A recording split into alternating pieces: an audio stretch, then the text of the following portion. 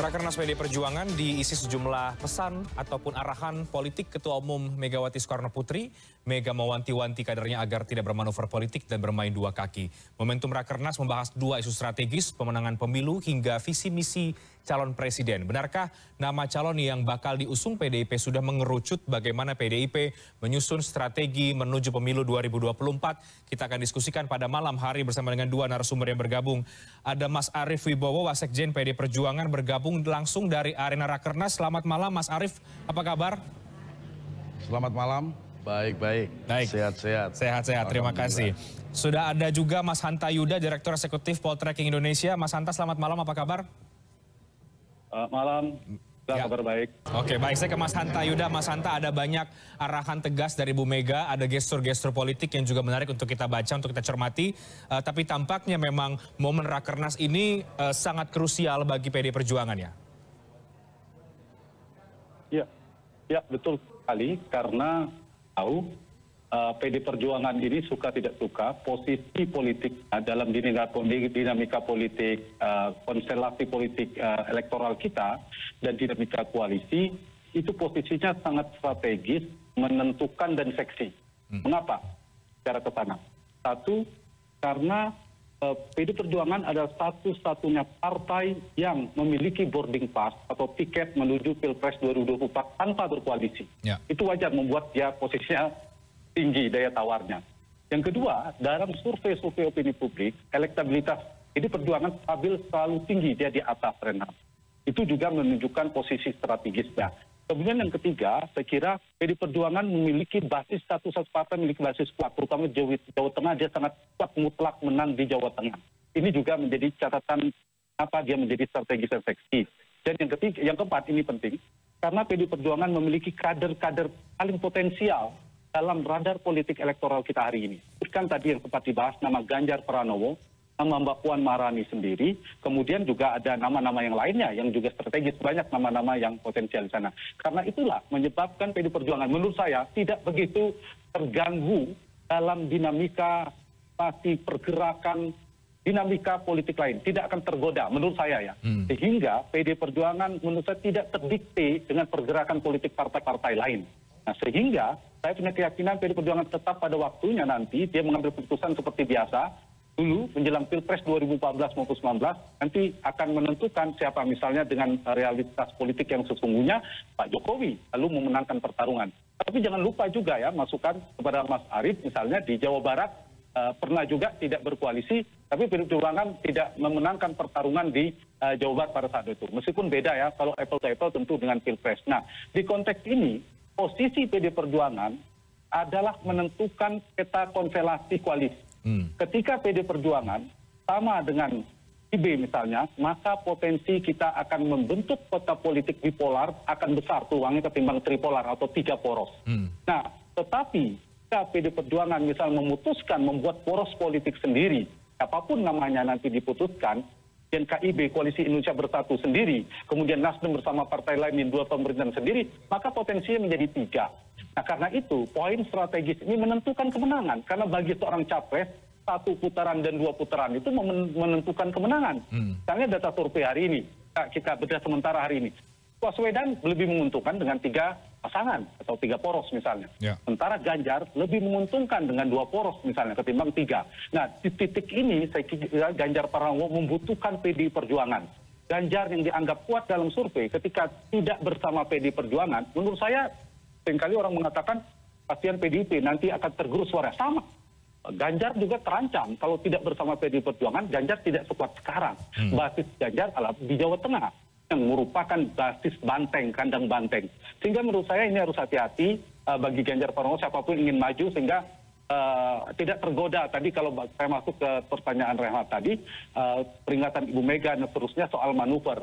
Betul, Mas Arief mengatakan buat semua, tapi kan nggak mungkin Ibu Megawati Soekarno Putri mengatakan, Ganjar Pranowo, nggak mungkin. Tapi kan paling tidak dalam sisi dinamika politik hari ini, saya kira yang tendensi arahnya ya paling kuat pesan itu dikirimkan kepada orang-orang yang nyapres. Wabil khusus kepada Mas Ganjar, tentu yang sudah jadi rahasia umum yang saya kira politiknya cukup kencang, itu mengganti kata manuver politiknya. Jadi saya kira langkah Ganjar Pranowo hari ini sudah cukup tepat menunggu arahan Megawati Soekarno Putri dan PDI Perjuangan. Meskipun namanya disebutkan oleh Nasdem, meskipun nama Ganjar disebutkan oleh KIB. Sama sebenarnya menurut saya juga PDI Perjuangan membutuhkan capres yang kuat. Kalau tidak hati-hati mendukung capres, PDI Perjuangan juga tidak mendapatkan kotel efek untuk memenangkan plek di 2024 mendatang. Nah sebenarnya kalau figur kuat saya mengganti nama Ganjar siapapun, figur kuat bergabung dengan PDI Perjuangan, mereka kalau istilah Mas Arief tadi bisa hat-trick. Keduanya bisa bergabung, paling kalau basis di Jawa Tengah, terkonsolidasilah, terkonsentrasilah kekuatannya Jawa Tengah yang basis salah satu basis PDI Perjuangan dan basis Ganjar. Tapi kalau keduanya berpisah, siapa yang rugi? Kedua-duanya. Pemilih Ganjar bisa jadi tidak memilih PDI Perjuangan sebagian, pemilih PDI Perjuangan juga bagian kecewa, ada yang tidak memilih Ganjar Pranowo. Saya kira ini dinamika politik, dan poin saya mereka PDI Perjuangan menurut saya tidak terlalu terdikte dengan manuver-manuver partai lainnya. Oke, baik Mas Hanta, apakah Anda juga membaca hal yang sama bahwa itu memang membalas sindiran Surya Paloh, dan ke depan Anda melihat bagaimana arah koalisi atau arah politik yang akan diambil oleh PDI Perjuangan? Ya apapun ya, saya kira PDI Perjuangan sikapnya sendiri. Kalau saya belajar dari kita perhatikan pola-polanya, memang saya mengulangi tidak terlalu terdikte dengan dinamika politik. Tapi wajar karena dia adalah partai yang satu-satunya punya tiket tadi boarding pass menurut saya. Sehingga pola koalisi ini sangat menentukan. Sekarang pun yang sudah terbentuk terakhir pertemuan Gerindra dan PKB. KIB, PAN, Golkar dan P3 itu dua. Kalau misalnya Nasdem bersama PKS dan PKS dan Demokrat berhasil, berarti kan 3 poros ditambah PDI Perjuangan. Sehingga pola PDI Perjuangan ini atau sikap PDI Perjuangan ini sangat menentukan nanti. Menentukan apa? Akan membuat jadi 4 poros atau nanti bergabung kepala salah satu mendorong menjadi 2 poros. Sehingga inilah menurut saya poros-porosan ini kan bukan sekedar poros sebenarnya. Dia menentukan kemenangan. Dan ini membuat PDI Perjuangan pada posisi tawar. Ya suka atau tidak suka, orang ingin mengatakan partai Mas Arief sombong atau tidak sombong. Realitasnya PDI Perjuangan itu bisa berkoalisi sendiri, bisa mengusung capres-cawapres sendiri tanpa berkoalisi. Hal itulah yang menyebabkan PDI Perjuangan pada posisi yang strategis. Apalagi ya saya tambah, jika Ibu Mega sebagai queenmaker bersama Pak Jokowi bersatu, itu semakin mengokohkan. Nah kalau misalnya kemarin disampaikan berpisah dan seterusnya, mungkin ada yang suka. Tapi kalau misalnya itu terjadi seperti 2014, 2019 yang lalu, yang PDI Perjuangan punya capres, terlepas siapa namanya, nanti saya kira kekuatan ini kan sangat menentukan. Nah, Mas Renhat, menurut saya satu, kan yang menentukan dinamika Pilpres, ya Mas Arief paham betul, selain soal partai tadi, satu adalah kekuatan elektabilitas. Nah, pusaran dinamika koalisi itu bergantung pada elektabilitas figur. Tapi tidak melulu hanya Ganjar, Anies, Prabowo. Ada nama Puan Maharani, ada nama Erick Thohir, ada nama Sandiaga Uno, dan lainnya ya, ada Ridwan Kamil. Itu satu putarannya. Yang kedua adalah pemilik tiket, suka tidak suka. Ini menentukan setinggi apapun elektabilitas seorang figur, kalau tidak mendapatkan boarding pass, tidak mendapatkan dukungan partai, ya dia tidak bisa bertarung. Sehingga ini sangat menentukan dinamika parpol. PDI Perjuangan satu-satunya bisa sendiri, punya 1 tiket penuh, Golkar punya setengah tiket, Gerindra punya setengah tiket, selain itu hanya punya 1/3. Nasdem dan PKB masih setengah tiket, tapi selain itu 1/3 tiket. Sehingga ini menentukan dinamika yang kedua. Yang ketiga, variabel yang menentukan adalah king queen maker. Siapa mereka? Terutama Ibu Megawati. Karena apa? Karena memegang tiket merah. Yang lain itu kan baru separuh tiket. Ada pengaruhnya Pak Jokowi sebagai king maker. Nah, putaran ini yang keempat adalah pemilik logistik. Nah, putaran-putaran inilah nanti yang menentukan dinamika koalisi kita ke depan. Menentukan peta koalisi seperti apa. Dan lagi-lagi saya harus mengatakannya, bahwa PDI Perjuangan itu menentukan bandul koalisi itu akan mengarah kemana. Sehingga karena menentukan pola koalisi, maka menentukan pola siapa pencapresannya. Jadi kalau tidak hati-hati, banyak capres-capres itu kan meskipun tinggi dia tidak mendapatkan boarding pass partai. Nah itu yang mungkin yang diantisipasi oleh PDI Perjuangan. Dan saya kira wajar ya, kata yang disampaikan jangan bermanuver dan seterusnya. Semua partai punya keinginan untuk partainya solid, soliditas konsolidasi di dalam. Dan harus diakui faktor-faktor PDI Perjuangan, misalnya dengan Ibu Meganya, Pak Surya Paloh di Nasdemnya, Pak SBY di Demokratnya, mereka ini jangkar utama di internal, Renhat. Ketika kuat jangkar utamanya menghadapi ke depan, itu kan dinamika kan kencang, bisa pecah, bisa terjadi friksi dan faksionalisme. Golkar yang paling sering terjadi.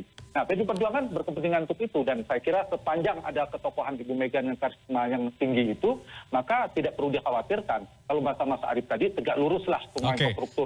Kalaupun ada dinamika-dinamika, ya saya tidak yakin terlalu berani ya melawan keputusan DPP-nya PDI Perjuangan untuk konteks PDI Perjuangan. Lagi-lagi nanti saling menunggu nih, siapa mengeluarkan siapa, semua partai menunggu nih.